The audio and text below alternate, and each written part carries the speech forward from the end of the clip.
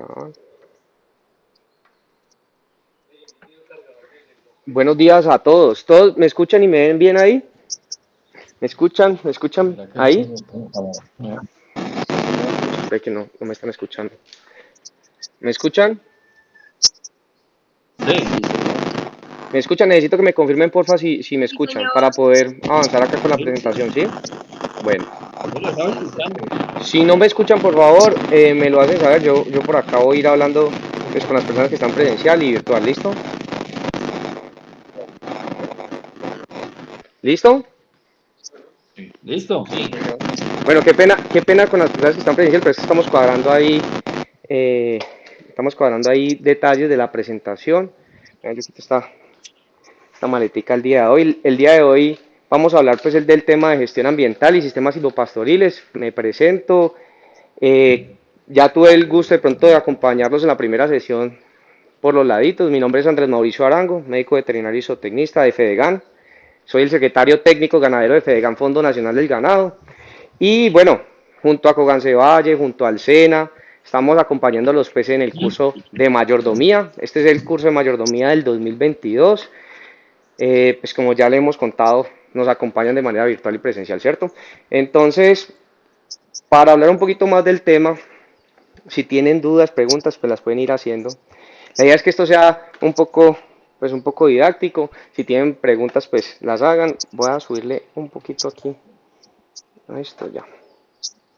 Listo, entonces vamos a hablar de los antecedentes, ¿sí? ¿Por qué vamos a hablar del tema de gestión ambiental y sistemas silvopastoriles? ¿Cuál es la importancia de la gestión ambiental en el predio y de los sistemas silvopastoriles, cierto? Esta es la primera pregunta que uno se hace, pues, ¿cuál es la finalidad de este tema? Y es que resulta que la ganadería hace mucho tiempo, desde los años 90, 80, es acusada como un agente de cambio climático, es decir, a nosotros nos acusan de que los ganaderos y la ganadería genera un impacto ambientalmente negativo, ¿cierto? ¿Todos han escuchado eso o no? ¿Somos conscientes de eso o no? ¿Y hasta qué punto? Bueno, Sí, entonces señor. resulta que por aquí les traigo una frase importante y es que cualquier actividad productiva, por mínima que sea, da lugar a una modificación del equilibrio, ¿cierto? O sea, cualquier actividad que nosotros tengamos, eso se llama el efecto mariposa, ¿cierto? Cualquier actividad que nosotros tengamos tiene un efecto, ¿cierto? Lo que queremos es que ese efecto pues no sea tan nocivo, no sea tan dañino, y en eso va mucho la conciencia de nosotros, o sea, qué conciencia tenemos nosotros de que estamos afectando el medio ambiente y cómo lo podemos reparar, ¿sí? También traigo unas imagencitas ahí que ustedes ven en la presentación que nos hablan un poquito de cuál es el antecedente de eso. O sea, en el año más o menos 90, la FAO, que es la Organización Mundial para, pues es la ONU, digámoslo así, pero encargada del tema de alimentación y seguridad alimentaria, publicó un libro que se llamaba La larga sombra de la ganadería. Y básicamente ahí decía, o acusaban a la ganadería como el principal agente del cambio climático. ¿Sí? Y ahorita les voy a explicar un poquito qué es el cambio climático. ¿Sí? Entonces resulta que ellos sacaron esa publicación, hicieron una presión, pero también esa publicación está fundada en unos argumentos y es que después de la revolución verde, la revolución industrial que hubo en muchos países, o sea, el aumento de productividad buscando generar más comida, ¿cierto? La carne, digámoslo así, la población creciente, se demanda más carne, más leche. Se comenzó a producir mucha carne, y no solo de bovinos, sino de pollos, aves, de pollos, de cerdos, ¿cierto? Se intensificó esa producción. Y eso trajo, a su vez, un tema de hacinamiento, un tema de es que qué pena que están. Sí, el confinamiento. Caballero, venga, un momento pueden cerrar el micrófono. Es que tienen por ahí un micrófono abiertico. Bueno, entonces trajo un tema de hacinamiento y hizo ver a la ganadería y hizo ver, porque bueno, un tema que hay que aclarar es que para ellos, para los europeos y los americanos, ganadería es desde aves hasta bovinos, camellos, lo que ellos tengan, eso es ganadería, ¿sí? Entonces, cuando ellos califican la ganadería, ahí tengo una imagencita, pues ellos evalúan varias especies, pero fundamentalmente la especie bovina, ¿cierto? Es, digámoslo así, genera más gases de efecto invernadero, entonces es la principalmente, digámoslo así, atacada. Entonces nosotros, ¿qué tenemos que hacer? Pues tener los argumentos y ser conscientes de que hay un cambio climático, de que la ganadería sí aporta gases de efecto invernadero, ¿sí?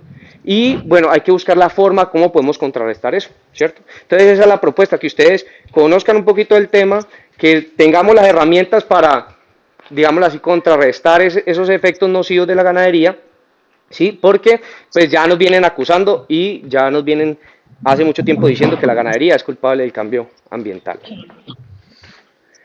Bueno, ¿y qué es el cambio ambiental o qué es el cambio climático o variabilidad climática que llaman también? Pues es el cambio del clima. Todos hemos sentido la variabilidad climática, ¿no? Y que eso tiene un efecto sobre nuestra producción, sobre nosotros o nuestra vida diaria, ¿cierto? Y el cambio climático, como ustedes lo ven aquí, está fundamentado como en algunos temas importantes. El primero que impacta sobre el cambio climático es la producción de gases de efecto invernadero. ¿Y saben qué es la producción de gases de efecto invernadero y cuáles son los gases de efecto invernadero? Hay que tener al profe Jacinto que nos diga un poquito, que nos comparta a los que estamos presencial. Igual yo les repito. Ujú,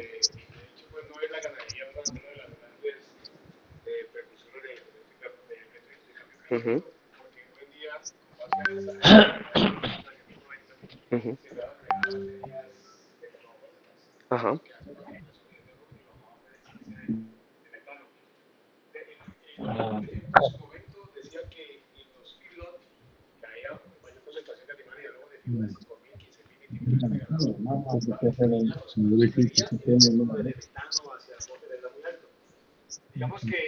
no le hagamos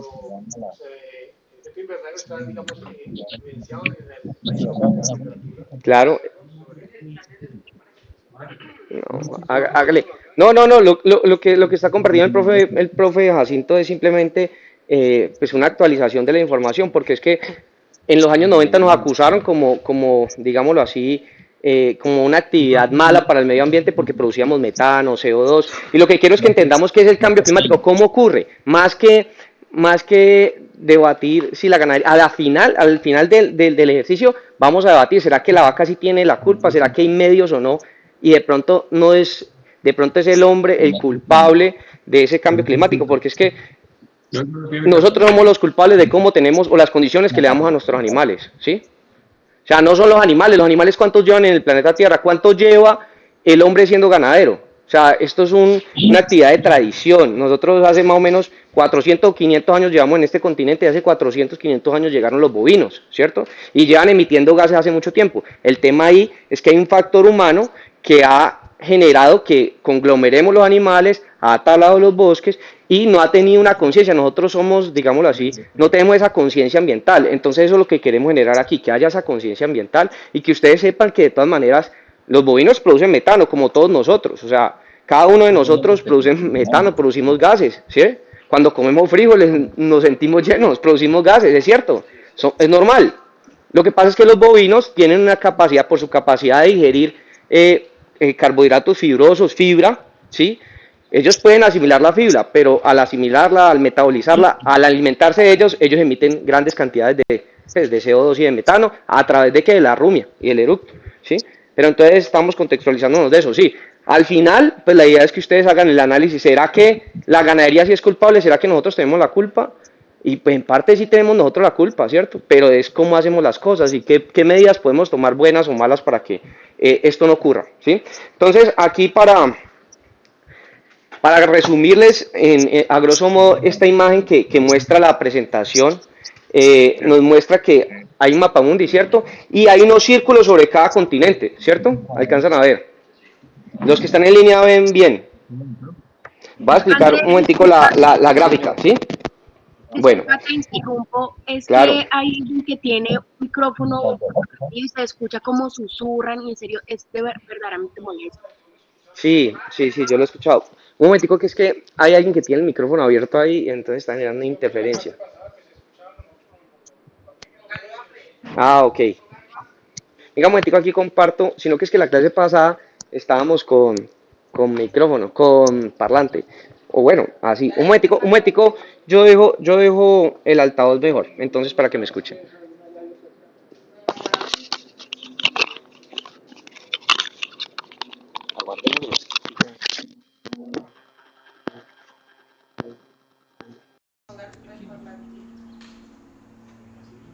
No, sin el parlante está bien. ¿Ahí me escuchan? Hola, hola. ¿Me Bien. escuchan? ¿Me escuchan ahí? Hola.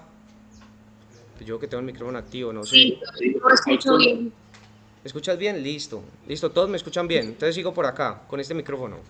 Cambié el micrófono para que las personas que están en el aula virtual y las personas que están en el aula presencial pues tengan este micrófono. Ahí lo silencié. ¿Listo? Bueno, entonces vamos a continuar. Por favor, si tienen alguna duda, inquietud, hasta ahí. ¿Han escuchado bien? ¿Cómo? ¿Hay alguna inquietud que le envíe por WhatsApp? Si hay una inquietud, pues la pueden enviar a cualquiera de los medios, WhatsApp o demás. Por eso es importante tener otro computador.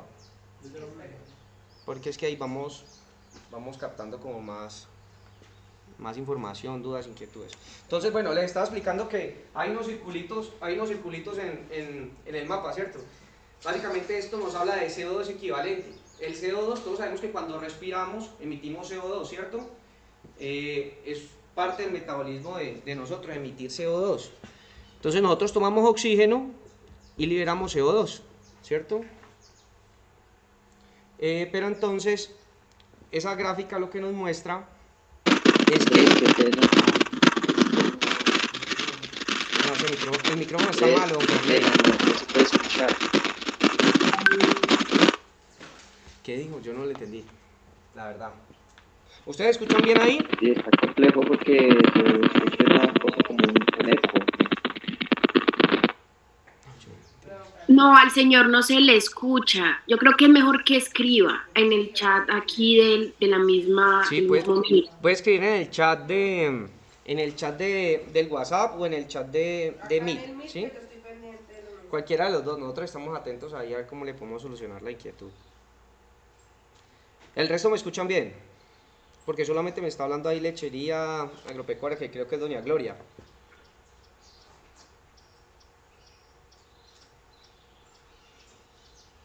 ¿Listo? Bueno, vamos a seguir. Vale. Bien. Bueno, entonces vamos a seguir. Entonces eso básicamente lo que nos refleja es cómo en diferentes continentes hay producción de CO2, principalmente de la ganadería. Y entonces aquí ven diferentes colores. Esos colores hacen énfasis en una especie diferente. Entonces, por ejemplo, cuando vemos los bovinos de carne, que son el color naranja en América Latina y América del Caribe, vemos que los principales animales o la principal especie productora de CO2, vemos que el círculo aquí es más grande, ¿cierto? ¿O no? Se alcanzan a diferenciar. El círculo aquí en América Latina y el Caribe es más grande. Y vemos que la principal proporción de ese círculo está ocupada por el color naranja, que son los ganados, es el ganado vacuno de carne, ¿sí? Y es porque el ganado vacuno de carne, pues, en Latinoamérica y el Caribe necesita, mucho espacio. O sea, nosotros somos ineficientes. Cuando nosotros vamos a ver los indicadores productivos de Colombia, la capacidad de carga, es decir, la capacidad de animales que tenemos de cargar en una hectárea es bajita. Nosotros estamos hablando ahí en Colombia de 0.6 animales por hectárea, ¿sí? ¿Eso era bueno o malo? Deficiente. Deficiente. Entonces, hay un factor, otro factor, es que nosotros, la ganadería en general, presiona las selvas. Entonces estamos presionando Amazonas, Putumayo, Guaviare, entonces estamos talando un poquito en esos sectores. Eso genera que nos vean como depredadores del medio ambiente, y adicional a eso, pues se están poniendo de moda los feedlots o las ganaderías donde finalizamos con grano, ¿cierto? O sea, terminamos de cebar con grano. Y resulta que para sembrar, para producir soya y maíz, pues necesitamos más extensión de tierra. Entonces, ¿dónde está esa presión de la tierra y los bosques? Pues generalmente en el Amazonas, en Brasil, en nuestros terrenos donde vienen presionando la selva para sembrar más soya, para sembrar más maíz, y pues eso genera que la ganadería de carne pues tenga estos indicadores, ¿sí? Entonces, cuando nosotros vamos a ver, pues nosotros sí generamos un impacto. Esto es un análisis que hace a nivel mundial la FAO, y sí generamos un impacto negativo, ¿sí? No significa que nosotros seamos los culpables. Ahorita más adelante vamos a ver que hay unos resultados que nos respaldan, porque el bovino del 100% que se come, devuelve un porcentaje muy grande en nitrógeno, fósforo, calcio, potasio, diferentes minerales, ¿cierto? En la bobinaza, en la orina, ¿sí? Que van al suelo. Ahorita, hay que entender, más adelante lo vamos a hacer, que el suelo es un capturador de carbono y las pasturas son un capturador de carbono. No necesariamente tengo que tener sistemas silvopastoriles, y eso lo vamos a ver más adelante, para captar carbono. Que los árboles nos ayudan, claro, nos ayudan un poco, y fuera de que nos ayudan a captar carbono, tienen unos beneficios importantísimos en la ganadería, ¿cierto? Que nosotros no somos conscientes a veces, pero tienen unos impactos sobre el ambiente, sobre el microclima, sobre la sombra, y eso lo vamos a discutir más adelante. ¿Listo? ¿Qué significa el número? O sea, el número después me quedó claro. 1576 por acá de Rusia contra 1889 de América Latina. ¿Cómo? O sea, ¿cómo se mide el número? 126, o sea... Esos son toneladas de CO2 equivalente en ganadería. Equivalente a la ganadería. El CO2 que produce la ganadería en diferentes continentes. Ajá. Entonces, cuando aquí vemos también la participación, aquí en la ganadería, por ejemplo, en Estados Unidos, nos muestra que hay una proporción también importante de la ganadería de carne y que hay más participación de la ganadería de leche. En Europa la ganadería de leche participa más en ese círculo, ¿sí ven? Que es el colorcito azul. Ah, bueno, este es cerdos, el colorcito azul. Nosotros aquí la participación del ganado de leche es menor, ¿sí? Pero es que, bueno, lo que da la duda es que si los inventarios de Estados Unidos o de América del Norte son mayores que los de América del Sur en conjunto, ¿por qué tenemos más? Bueno, porque nosotros somos más ineficientes. Nosotros somos más ineficientes para producir un kilogramo de carne. Entonces terminamos produciendo más. Cuando no va a haber las estadísticas de cuánto nos demoramos en cebar un novillo, ¿sí? ¿Cuánto demoran los americanos en cebar un novillo? ¿Cuánto nos demoramos nosotros? Entonces, ¿cuánto está el animal produciendo CO2? Entonces, en esa ineficiencia están las diferencias. Nosotros nos podemos estar demorando 36 meses, ¿sí? 40 meses, ¿sí? Para sacar un novillo gordo. Mientras que los americanos en 15, 16, 18 meses están sacando un animal finalizado, ¿sí? Entonces, hay unas ineficiencias. ¿Listo? Bueno, vamos a continuar. Entonces, pues les traigo esta imagencita que es de la UNESCO. Y básicamente ahí quiero hablar del factor del medio ambiente y que hay unos factores importantes medioambientales que afectan a la producción ganadera. Entonces ahí están descritos y son muchísimos, pero para que ustedes tengan en cuenta los factores ambientales que afectan de forma directa y recíproca la interacción entre el hombre y el ambiente. Nos hablan de nutrición, temperatura, luz, radiación, altitud, y son muchísimos para que los tengamos en cuenta. Y esto, cuando hacemos una ganadería mal hecha, podemos llegar a esto, ¿cierto? A una depredación, una desertificación. ¿Qué nos dice eso? Pues que estamos volviendo nuestras tierras desérticas, las estamos acabando, ¿cierto? Las tierras van perdiendo fertilidad, van perdiendo capacidad de producción, y eso es a lo que les queremos hacer conciencia el día de hoy. Bueno, pero también hay unos efectos que, como ya les mencioné, nosotros sentimos el efecto medioambiental, ¿cierto? Ya sentimos esos efectos negativos del cambio climático, ¿sí? Y básicamente, ¿cómo se ven reflejados? Pues ahí tengo unas imagencitas importantes. ¿Y eso cómo se nos ve? ¿Cómo se repercute eso en el bolsillo? Pues que tenemos tasas de concepción más bajas. ¿Por qué? Por alto índice de calor. Está demostrado que los animales, la temperatura ideal está entre 16 y 21 grados. Después de esa temperatura, ya los animales comienzan a tener un estrés térmico, ¿sí o no? Y ese estrés térmico se traduce en una baja tasa de preñez, ¿sí? No hay tanto bienestar. El animal tiene que hacer digamos así, tiene que adaptarse a la temperatura y comienza a hacer una adaptación, ¿cierto? Comienza a gastar energía para adaptarse a la temperatura del ambiente. Entonces, ¿cómo vemos eso en la realidad? Pues vemos animales con golpe de calor jadeando, porque ellos no pueden sudar, ¿cierto? Entonces, cuando un animal está jadeando, pues es el indicador de que, pues, pucha, tiene mucho calor. Otra forma de observar si el animal tiene calor o está estresado. Entonces usted mira la frecuencia respiratoria. Un animal que está respirando tranquilo está más adaptado, está más tranquilo. El animal que está ventilando muy rápido significa que ya tiene un golpe de calor, ¿cierto? Y eso lo vemos más que todo en la lechería, porque en la lechería tenemos animales más productivos, pero un poco menos adaptados. Entonces, también vemos que nos vemos afectados por el tema de lluvias y por el tema de heladas, que es el caso contrario al efecto de calor, ¿cierto? Entonces, el efecto de lluvias, ¿por qué? Pues porque nos inundamos. ¿Y eso qué genera? Pues que no haya comida, que los animales tengan problemas podales. Cuando hay lluvia tenemos más parásitos. ¿Cómo? Se acaba mucho la comida en invierno. Se acaba mucho la comida en invierno. Y en los climas más fríos sufren sufren un efecto que se llama la helada. ¿Y todos tienen claro qué es la helada o no? Por lo menos de pronto aquí en Barragán, si la va y Jacinto de pronto la puedes conocer. En Nariño es más común. Y la helada ocurre que básicamente es el fenómeno que ocurre cuando la capa de ozono pues ya se ve afectada y en las noches entra más frío, ¿sí? Hace más frío y ese frío alcanza a congelar la pradera, ¿sí? Eso que genera pues que las praderas se pierdan, se congelan con la brisa, con el rocío de la mañana, las praderas se congelan y se pierden esas pasturas, ¿sí?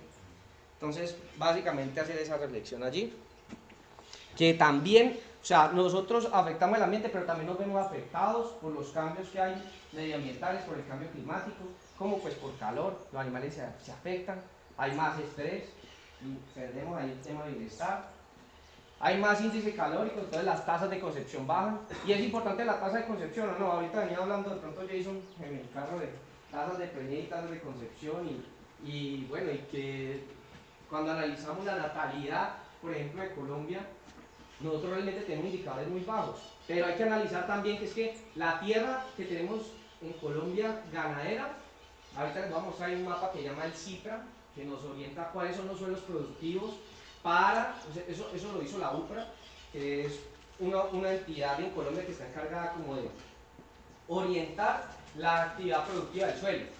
Entonces ya vieron como una orientación y nos dijeron, vea, su suelo sirve para ganadería o no, ¿sí? Y el CIPRA ya nos hizo una orientación de si el valle tiene una vocación ganadera o no, y ahorita vamos a analizar, y yo creo que es pertinente analizar si nosotros somos de vocación ganadera o no. Obviamente tenemos una tradición ganadera de mucho tiempo, pero entonces voy a eso, ¿por qué? Porque es que nosotros tenemos muchas tierras en ganadería, ¿cierto? Y hay tierras que no son aptas, ¿sí? Entonces hablo, por ejemplo, de la zona de páramo, hablo de las zonas inundables. ¿Pero por qué hay ganadería allí? Pues porque si usted siembra una mata de maíz, una mata de yuca, y se sube el nivel freático, se empieza a llover y se inunda, ¿qué pasa con el cultivo? Se pierde, ¿sí o no? ¿Y qué ventaja tiene la ganadería en ese sistema? Que si llueve, pues yo puedo el ganado, me lo cargo y me lo llevo para la zona alta, ¿sí o no? Y allá aguanto hasta que baje el agua, ¿cierto? Entonces a esas tierras, por ejemplo las sabanas inundables en Arauca, y a muchas otras tierras, no les podemos pedir que carguen, no sé, ¿cuál es la capacidad de carga que da la finca, por ejemplo? 400 Bueno, pero cuando hablamos de capacidad de carga por hectárea, no sé, Jacito, que me diga un dato. 1.5 tenemos nosotros en el Bueno, 1.5. Tenemos 1.5 en zona de ladera, ¿no? Pues plano. Es como más plano, ¿cierto? Sí, más ondulado. Bueno, cuando me hablan de 1.5 es cabezas o UGG. No, UGG. UGG, unidades de gran ganado. ¿Todos saben qué es unidades de gran ganado o no? Para ir unificando criterios, ¿no? La unidad de gran ganado es una unidad, precisamente.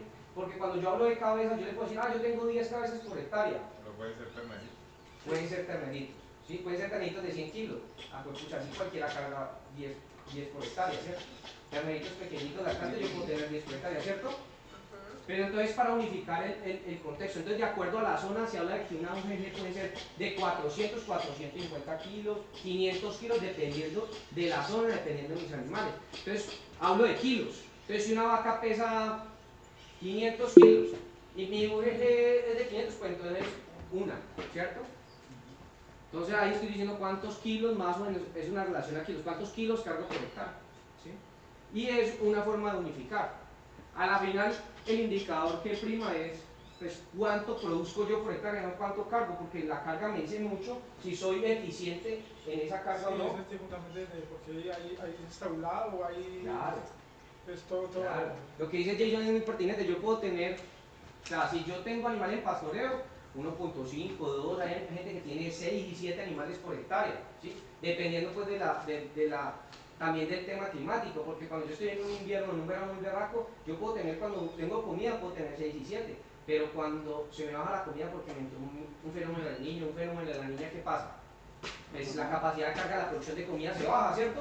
Me veo afectado, entonces la capacidad de carga baja. Entonces es importante tener un dato, pues, digámoslo así, media o promedio, no el dato que, digámoslo así, donde picó. Es como decir, cuando hablo de la vaca de leche, yo puedo tener vacas de 30 litros, 20 y pico, no, mi vaca es de 30 litros.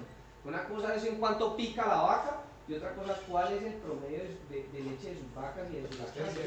porque ella pica en un periodo de 60, 90 días, tiene el pico de su lactancia donde más leche produce. Y pues hablar de eso es como enmascarar un poquito, no es la vida real, ¿sí?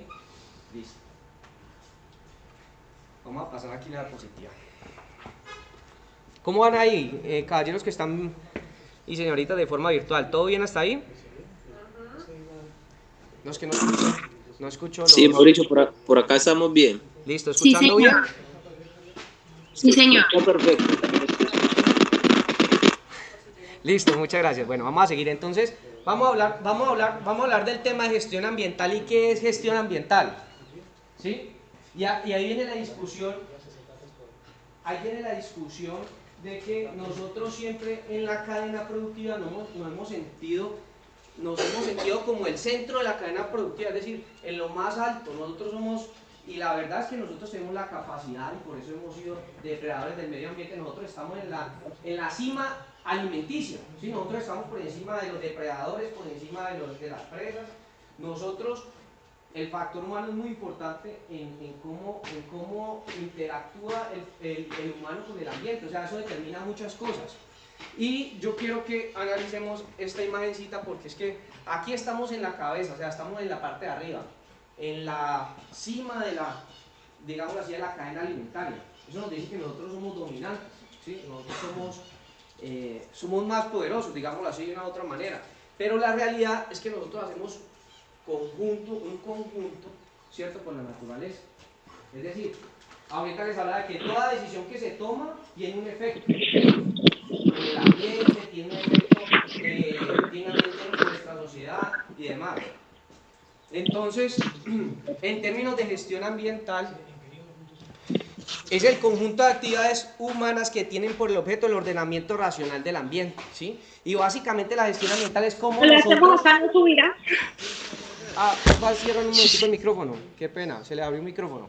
Entonces, la gestión ambiental se resume como cómo puedo yo gestionar las herramientas que tengo y qué puedo hacer yo para hacer un buen manejo del ambiente. O sea, cómo lo puedo aprovechar a mi favor, ¿cierto? Porque sabemos que el ambiente hoy en día está cambiando mucho, el tema climático, el ambiente es muy variable, ¿cierto? No sabemos si estamos en verano o en invierno. ¿Quién me dice si estamos en qué estamos? Hasta mi verano me he perdido. Estamos en un clima loco.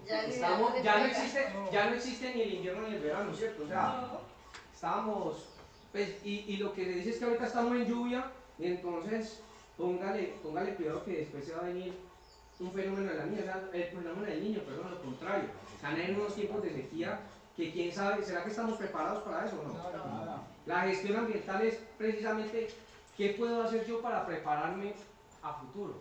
Si se viene un verano bien berraco. Andrés, ¿sí? se te fue la onda. No te escuchamos la última parte. Bueno, estaba hablando haciendo la pregunta de que si estamos en invierno o en verano, ¿sí?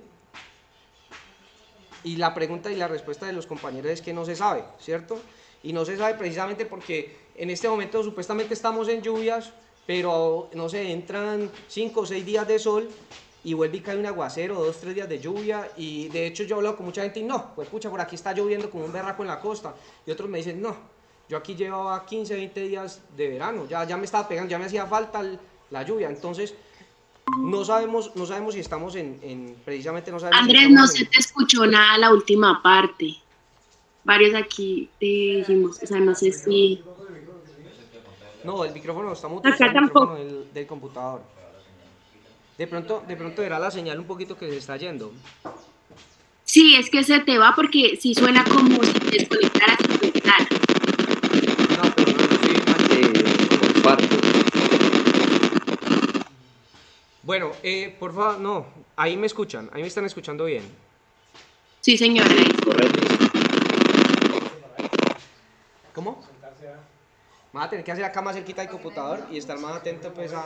Igual cualquier cosa que escriban, que no sé, que notifiquen a ver si estamos escuchando bien o no. Entonces, como les digo, se puede definir la gestión ambiental como la administración y manejo de todas las actividades humanas que influyen sobre el medio ambiente. Y básicamente hace referencia a que debemos... No, pero yo me siento mal. ahí Sentado ahí sentado dando mientras, clase. sí, pues uno ahí sentado mientras da la clase, maluco. Nos dormimos. No, aquí nos pegamos al micrófono. Entonces, básicamente, lo que les quiero decir es que es cómo manejamos el medio ambiente, cómo lo manejamos a nuestro favor y de modo que no generemos un efecto tan negativo. Eso es gestión ambiental, ¿ya? Pero entonces vamos a ver que para la gestión ambiental, pues el gobierno ya tiene políticas, hay unas instituciones y hay unos, digámoslo así, hay unos convenios a nivel internacional que Colombia está metido en el tema de gestión ambiental, que pues no voy a hacer mucho énfasis en ello porque la verdad no es, el hecho no es aquí que no venimos a aprender de leyes, pero sí a que ya existen esas leyes. Aquí hay que respetarlas, aquí hay que cumplirlas y hay que buscar la forma, no solamente porque el ambiente está cambiando y no solamente porque eso nos puede afectar, sino porque legalmente nosotros podemos estar cometiendo de pronto algún, digámoslo así, algún error, ¿cierto? Y eso puede tener unos efectos, pues, económicos negativos, ¿sí? Incluso hasta la cárcel nos pueden meter, pues, por afectar a alguno de los ecosistemas, por hacer alguna cosa. ¿Ustedes ya de pronto en la finca han tenido que torear CBC o no? Mucho. ¿Mucho? Bueno. Generalmente la CBC Sí, va claro. donde no hay orden público. Donde hay orden público, por allá no van, ¿sí? Sí, para arriba, para la montaña no van. Pero la realidad es que pues nosotros los colombianos somos muy olímpicos a veces para hacer las cosas y primero las hacemos y luego ya, cuando las hacemos ya hemos cometido la embarrada y ahí sí preguntamos. Hay un meme Jacinto. por ahí que es gracioso que habla del cambio climático en función de México. Ajá. Uno ya sabe en México si el 19 de septiembre qué va a hacer, ¿cierto? A futuro, porque ya traes temblores a la misma fecha. Entonces, para el cambio climático diría uno. Pero digamos que si uno fuera a la parte del globo terráqueo en función climatológica, a partir de agosto en el Caribe de América Latina siempre hay ciclones, nunca ha cambiado. Los tifones en Asia están en la misma época. Las estaciones en los países templados siguen igual. Se mira, Por ejemplo, en época de lluvias. Época de invierno, por ejemplo, a partir de diciembre hasta marzo están en época de invierno en los países templados. Y nosotros En esa época estamos en verano. pasamos de invierno a primavera. pasamos en época de lluvia. Si entramos en verano, Coincidimos. verano de junio, septiembre, en América Latina, es igual en Europa. ¿Cierto? Y en en otoño, pues que es a partir de septiembre hasta diciembre. Y si uno mira eso, Eso estadísticamente por trimestre no cambia. digamos que a partir de septiembre, octubre, noviembre, hasta el 15 de diciembre es lluvia. ¿Cierto? Eso es normal, no cambia. Pero ¿qué pasa? Que hay unas Se está marcada muy bien estadísticamente. 2010 fue el fenómeno de se repitió 2 años después. Y en 2015 fue el fenómeno del niño. Se calcula que para 2023 se va a repetir nuevamente. Entonces, hay que tener como las predicciones para poder Que no nos coja el fenómeno del mundo. Realmente hablando, llevamos 3 años de época de lluvias. No, lo que dice Jacinto es verdad. O sea, yo por lo menos he tenido el gusto de analizar los datos de lluvias, principalmente. Solo es indicador de lluvias porque es el que es más fácil de tomar. Es muy fácil que alguien en la finca tome la cantidad de lluvias que caen, ¿cierto? Es el indicador como más fácil. Usted todos los días revisa el pluviómetro y hace un registro de lluvias. Y analizando ese registro de lluvias en una finca que se llama Garzonero, que yo creo que usted la debe conocer. Garzonero yo creo que lleva por ahí 50 años tomando datos de lluvia. Y lo que precisamente usted dice, o sea, puede que el cambio climático como tal no esté tan marcado. Lo que tenemos es que se han metido el tema del niño y la niña, ¿cierto? Pero sí hay una variabilidad climática donde, por ejemplo, ellos, gracias a que toman datos y a que registran, han podido detectar, por ejemplo, pucha, este mes fue el mes más seco en mucho tiempo, ¿cierto? Desde hace 8 o 10 años no teníamos un mes tan seco y sin embargo nos pegó duro, pues porque veníamos con, no sé, con mucha lluvia o demás. Y entonces el análisis que ellos hacen también es que estamos saliendo de una niña larga porque el año pasado también fue mucha lluvia, ¿cierto? Y que se viene un fenómeno del niño, entonces por eso la advertencia. Y lo que usted dice, sí está marcado, creo que es algo así como 2 niñas, un niño, 2 niñas, un niño, y se van a seguir marcando en el tiempo, o sea, se nos van a seguir metiendo esos fenómenos climáticos que nos afectan, y que de una u otra manera lo importante es ir buscando a ver qué vamos a hacer. ¿Qué vamos a hacer? Porque la pregunta que muchos se hacen también es, ¿será que nos vamos a tener que ir también al confinamiento? Los meses que tenemos comida y producción de lluvia, pues digamos que tenemos cómo producir comida, podemos producir comida y confinar cuando no tenemos. Es una pregunta que ya no estamos haciendo y que comenzamos a hacer. O sea, ¿hacia dónde va la ganadería? ¿Será que podemos seguir pastoreando? Porque es que hay algo clave y es que nuestros animales, ¿sí? ¿Cuánto vale un animal? Nuestra inversión como ganaderos puede estar en potrero. Entonces nosotros dependemos del clima, ¿sí? Si tenemos buen clima, estamos ganados.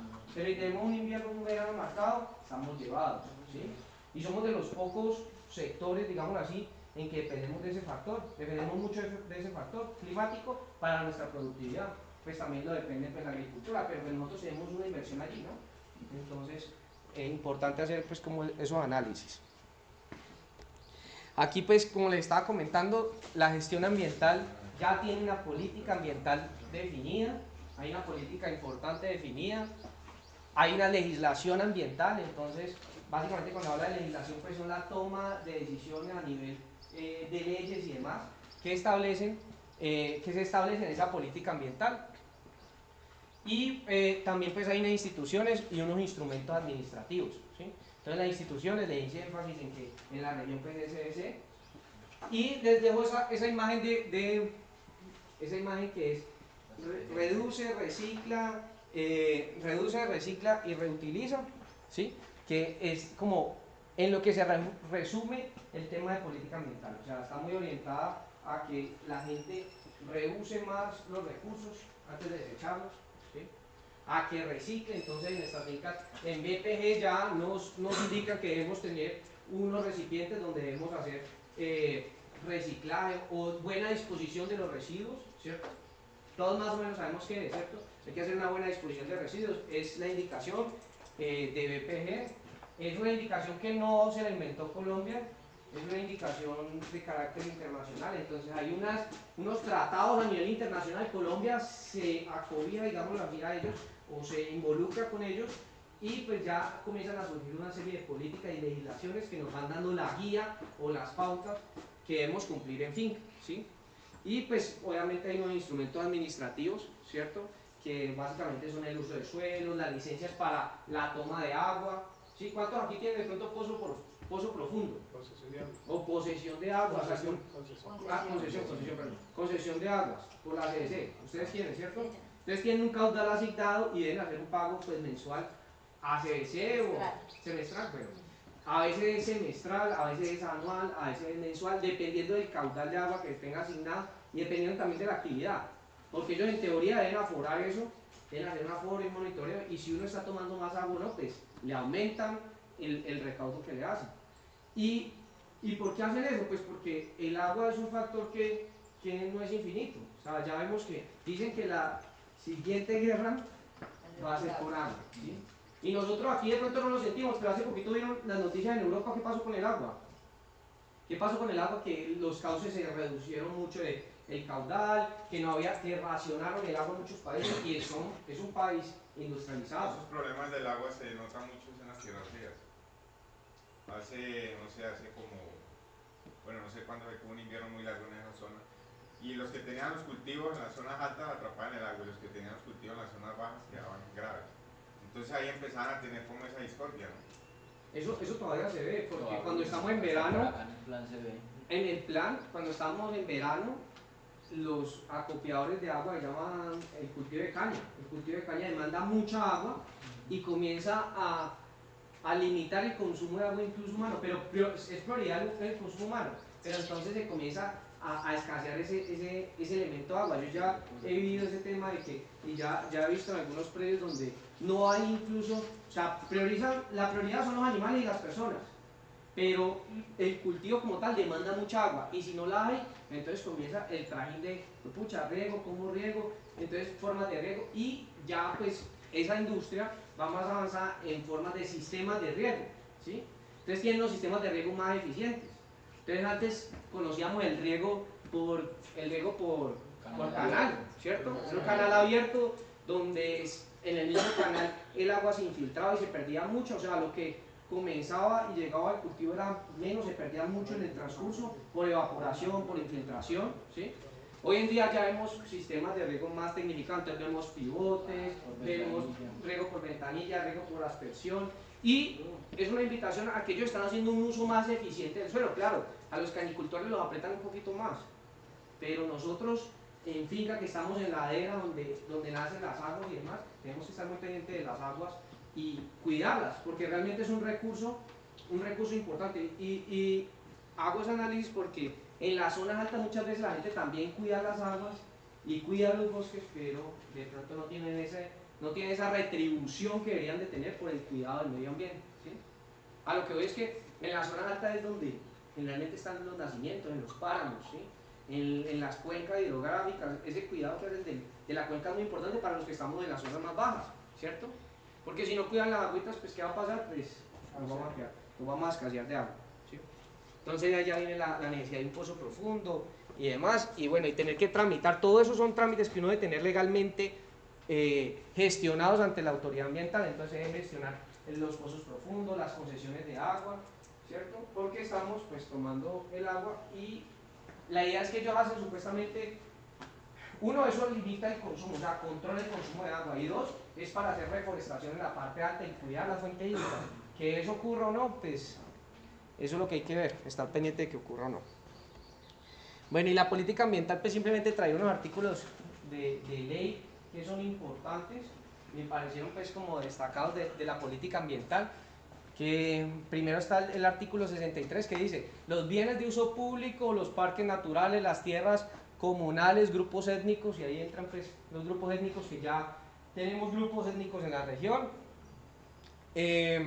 las tierras de resguardo, patrimonio arqueológico de la nación, y los demás bienes que determine la ley son, son imprescriptibles, es decir, que no se pueden vender, no se pueden entregar, no se pueden incautar, ¿sí? Otro tema es que, pues ahí hablando del tema de parques nacionales, entonces, ¿por qué ahora toco el tema? Porque muchos ganaderos, con el tema de conservación, ya han buscado la forma de que sus fincas sean o hagan parte de, no de parques naturales, sino hay una, digamos así, una rama de parques donde yo involucro mi predio, se llama reservas de la sociedad civil, ¿sí? Y entonces adquieren unos, digamos así, unos compromisos parecidos a los de los parques de conservación. Las reservas de la sociedad civil, al involucrar el predio allí, pues ya adquieren algunos derechos como parques y se vuelve un territorio de conservación, ¿sí? Donde yo puedo hacer actividad ganadera, pero también hago conservación, ¿sí? Entonces por eso hago énfasis en el tema de parques naturales. Otro tema, el tema de páramos, ahí es súper importante en las zonas altas. Las zonas altas ya se decretó de que la ganadería no podía, o sea, los predios que estuvieran, el ICA ya dijo que los predios que estuvieran en zonas de parques naturales, en zonas de páramos, pues no iban a tener su registro ICA. Es importante. ¿Cuál es la foto del páramo? ¿Cómo? ¿Qué altura? El páramo... Es que ahí no está regulado. Sí, pero lo que pasa es que hablan de parques naturales y pues ahí va a comenzar un conflicto, porque de pronto no aquí, en el Valle del Cauca, a pesar de que tenemos el páramo allá, ¿cierto? El páramo de las Hermosas y el páramo del Duende, pero en zonas de Colombia que van a más de 3.000 metros sobre el nivel de altura que estamos hablando, por ejemplo de Nariño. Nariño tiene Guachucal y Cumbal, que es la zona más ganadera de Nariño. Esos municipios están por encima de los 3.100 metros, ¿sí? Y seguramente en zonas de páramos. Entonces ahí comienza a haber un conflicto también de intereses, porque ellos ya están comenzando a decir, bueno, si nosotros estamos a 3.000, pero si nosotros estamos haciendo sistemas silvopastoriles, estamos cuidando el medio ambiente, ¿por qué nos van a quitar la tierra? ¿Por qué nos van a perjudicar? ¿Cierto? Entonces ya están buscando la forma y las herramientas para defenderse. Bueno, Estoy poniendo muchísimo cuidado. Está bien. Sí, la suspendieron, ¿no?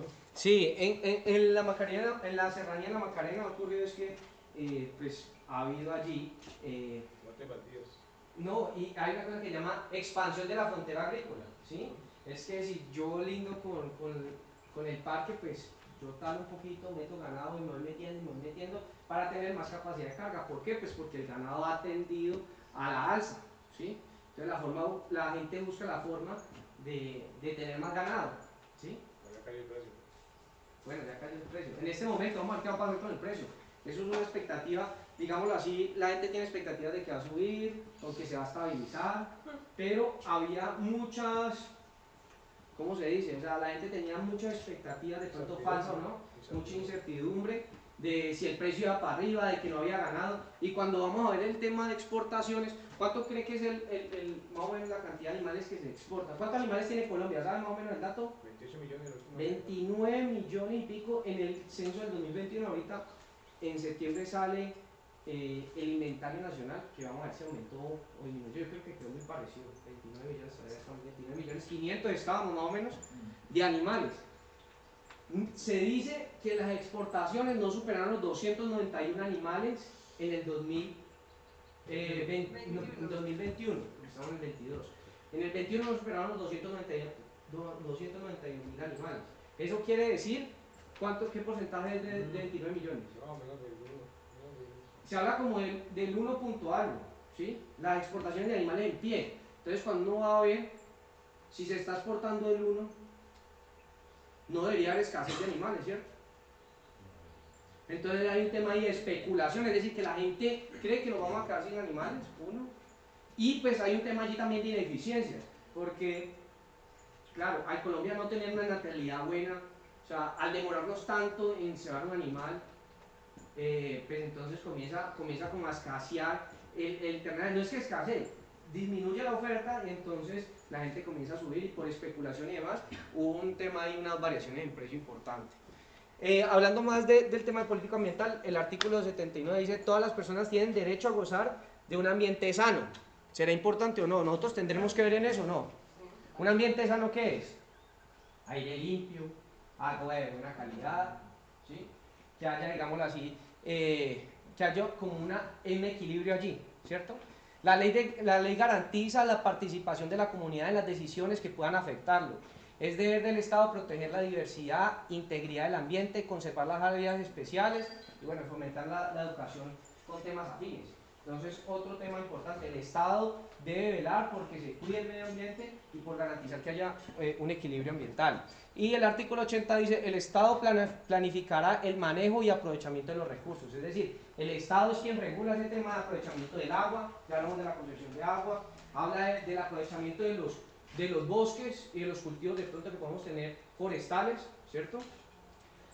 Para garantizar su desarrollo sostenible, para su conservación, restauración, sustitución. Además deberá prevenir y controlar los factores del entorno ambiental, creo yo, imponer las sanciones legales y exigir reparación a los daños causados. Es decir, que el Estado está encargado, por medio de las instituciones que mencionamos, de regular ese tema de explotación del recurso. Entonces, por ejemplo, vemos que explotan los guaduales, entonces tienen que tener unas licencias para poder talarlos. Lo mismo pasa con las aguas, lo mismo pasa, por ejemplo, con una mina. Si se encuentra una mina de balastro, una mina yo no sé, de piedra caliza, o de oro, de lo que sea. ¿Listo? Bueno. Aquí les traigo una imagencita del CIPRA, que ya les había dicho. CIPRA es una herramienta que creó la UPRA, ¿sí? La UPRA es una unidad que tenía el gobierno anterior y que es una planificación y una observación en teoría, ¿sí? Pero a esto le faltó más carne, pero sin embargo lo que hicieron ellos fue, y ustedes ven ahí el mapa del Valle del Cauca, ¿cierto? ¿Sí lo logran ver?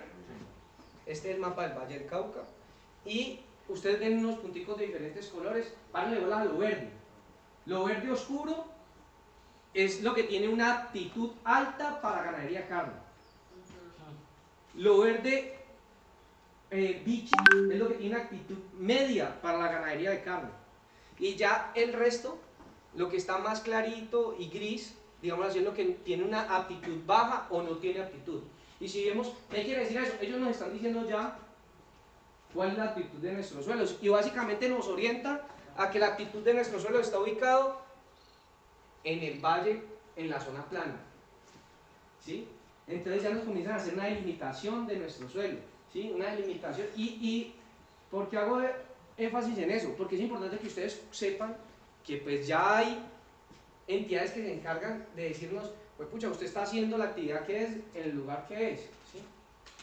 Tengan la razón o no, nosotros tenemos que buscar digamos así, la justificación de que lo hacemos bien. O sea, nos tenemos que proteger, decirlo de una otra manera. ¿Cómo? Nos tenemos que defender. Nos tenemos que defender, porque para ellos lo que tiene la aptitud ganadera es la zona plana, y esa zona plana también tiene aptitud de caña, de maíz, y entonces ¿dónde vamos a producir? ¿Sí? Siendo el valle una despensa agrícola y pecuaria, ¿cierto? Yo digo que 336.000 hectáreas en caña. Es que lo que Colombia es competitivo, Claro.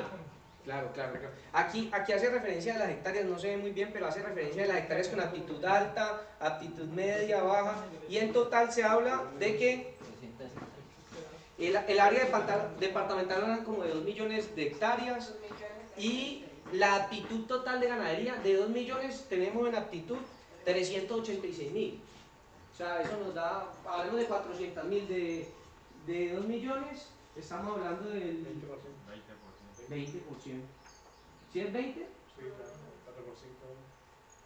¿Es el 5, ¿no era el 5%? No, pues si tiene lo divide por 400 le da 5. Entonces, No, sí. 100, Ese es el 20%. el 20%. Sí, es el 20%, correcto. Está bien, ahorita el análisis. Pero entonces quería traer esa imagen como para análisis, porque además cualquier actividad que nosotros vayamos a realizar en la finca, cualquier actividad productiva, bueno, les digo, tiene unos cambios, pero también tiene una orientación política. O sea, políticamente ya nos dicen, por ejemplo, en el perímetro urbano no puede haber aves, no pueden haber cerdos, ¿sí? En el perímetro urbano, en la zona urbana no puede haber ganadería, eso es un suelo apto, y ya comienzan los conflictos del uso del suelo, ¿sí? Entonces también para que tengamos en cuenta esas leyes, esa política para tomar decisiones en nuestra finca también, ¿cierto? Entonces eso es lo primero que tenemos que hacer, proyectarnos y planear. ¿Qué vamos a hacer? ¿Dónde estamos? ¿Sí? Tenemos la vocación, ¿qué podemos hacer? ¿Cuál es la eficiencia de nosotros? Y lo que dice Jason, lo que tenemos que hacer es más ¿qué? competitivos. Más eficientes. Más eficientes, más competitivos. Se habla de competitividad cuando usted, teniendo los mismos recursos que otro, pues usted tiene mayor capacidad productiva, ¿sí? Entonces, con los mismos elementos, con menos o con más, ¿cómo puedo ser más productivo? ¿Sí?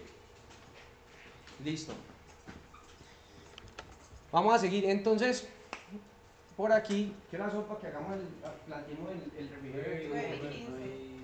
Bueno, entre un momentico hacemos el refrigerio. Entonces vamos a hablar del uso de los subsistemas suelo y agua.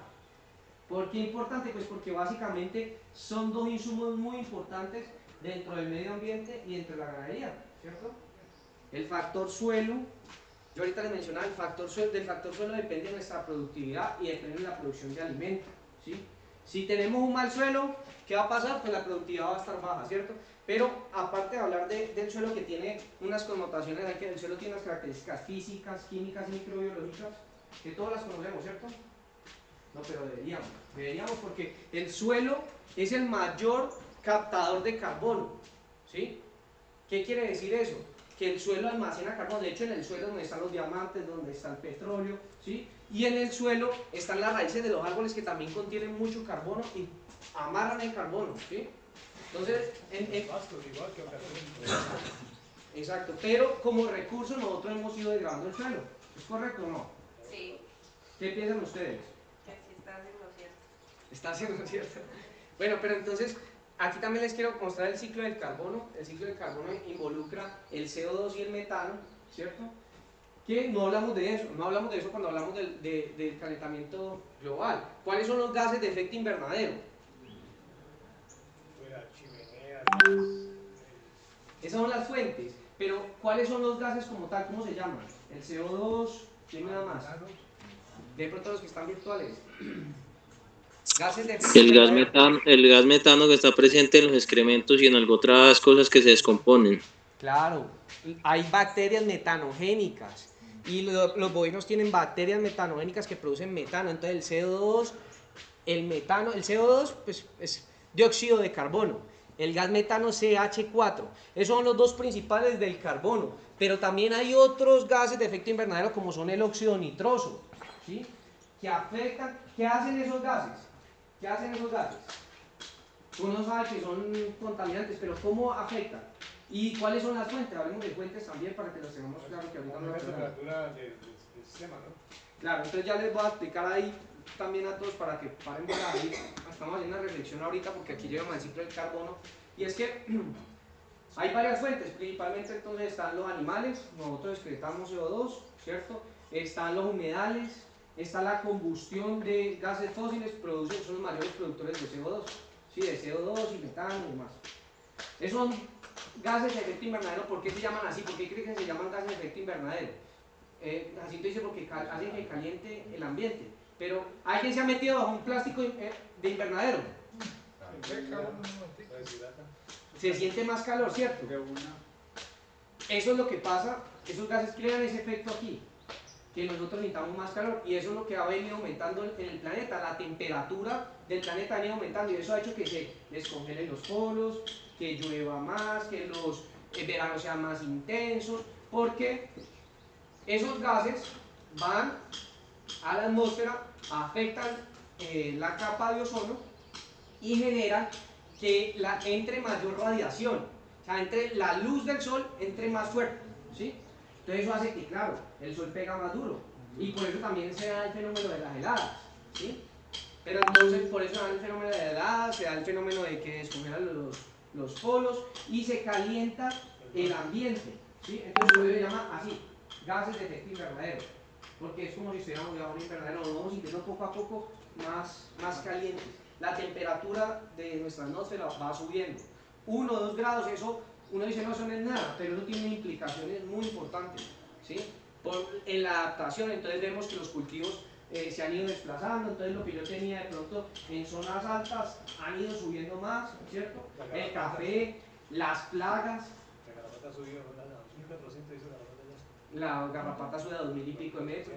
Hay gente que tiene, hay gente que no, pero entonces la garrapata ya ha ido subiendo, la mosca ha ido subiendo, las enfermedades que van con la garrapata han ido subiendo. Entonces donde uno no encuentra una anaplasmosis y una babesia, por allá están esas vacas normandas dándoles duro, ¿sí? Porque antes no era común, ¿cierto? Y resulta que el ciclo del carbono tiene un ciclo, es decir, no es que eso vaya a durar toda la vida ahí el carbono. ¿Sí? Ya hemos hablado que las plantas tienen la capacidad de hacer fotosíntesis. Y entonces, ¿qué es la fotosíntesis? Las plantas, las pasturas captan carbono, ¿cierto? Entonces, los árboles captan carbono, las plantas, las praderas captan carbono, y básicamente, ¿cómo lo captan? En forma de CO2, ¿sí? Pero entonces, el CO2 que nosotros emitimos, en teoría las plantas lo atrapan, y por eso es que decimos y hablamos que el Amazonas y los bosques son la mayor, digamos así, colchón de los pulmones del mundo, porque atrapan ese CO2, ¿sí? Y nos permiten que el aire esté menos contaminado con carbono. En su caso, el metano, que dura 10 veces más en la atmósfera que el CO2, va al ambiente y también después de 10 años se desdobla a CO2. Eso también es una molécula de carbono, pero con hidrógeno, no con oxígeno. Y se desdobla, se convierte en CO2 y ya la planta lo puede aprovechar.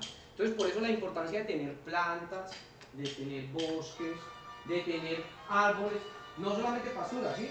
Porque la pastura puede hacer la función de captura de carbono, pero se habla o se dice que un árbol de buen tamaño, es un árbol de un crecimiento rápido, por ejemplo, un samán, por ejemplo, hablemos de otro que no crezca tan rápido, pero más o menos capta en carbono por año entre 50 y 100 kilos dependiendo del árbol, ¿sí? Y que un bovino puede producir por año más o menos unos 1000 kilogramos de carbono. Entonces, cuando uno habla de tener más de 20 árboles por hectárea, estamos apuntándole a eso, que lo que emite la vaca se captura a través de árboles. Porque si la vaca emite 1000 y el árbol me da 50 kilogramos de carbono año, claro, ahí estamos buscando que haya una carbono neutralidad y no estamos contando la pastura que nos está fijando. Entonces, cuando yo hago el análisis final, una ganadería, y dependiendo del sistema que yo tenga, puede ser carbono neutro. Y a nosotros como ganaderos nos acusan de que somos los malos del paseo, ¿cierto? Bueno, ¿cómo están ahí? A ver si hacemos el break ahí. Yo creo la gente que está contestando, seguimos. Otro poquito. Como quieran. No, como quieran ustedes. Primero la empanada. Sí, que nos traían las empanadas. ¿Cómo se sienten en los que están virtual? ¿Hacemos el break ahí o seguimos? Hagámoslo de 9:30 a 10. Vamos a ver si están poniendo bola, a ver. Así nos están escuchando desconectados. Como ustedes deseen. Yo le agradecería mucho como a las 10 de la mañana para hacer una otra laborcita que tengo por acá pendiente. Entonces, paramos un momentico, unos 10-15 minuticos y seguimos. Ok. Listo, entonces Bueno, señor. vamos a tomar 15 minuticos para que estiren los pies, para que tomen agüita, cafecito, porque el tema todavía le falta y vamos a la diapositiva 10 apenas. Voy a parar un momentico por aquí la grabación.